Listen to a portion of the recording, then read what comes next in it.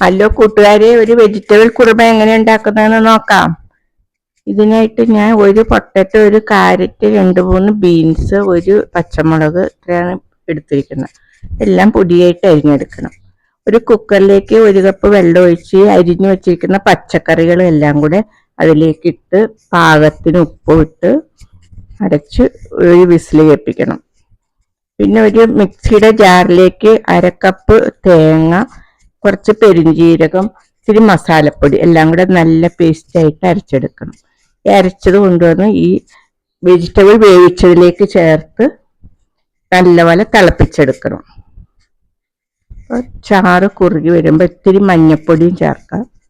പാകത്തിന് കരിവേപ്പില ഇട്ട് ഇത്തിരി പച്ച വെളിച്ചെണ്ണ ഒഴിച്ച് കറി റെഡി. ഓക്കെ. അപ്പത്തിനും ചപ്പാത്തിക്കും ഒക്കെ നല്ല ഇതായിട്ട് ടേസ്റ്റായിട്ട് കൂട്ടാൻ പറ്റും. എല്ലാവരും ഉണ്ടാക്കി നോക്കണേ.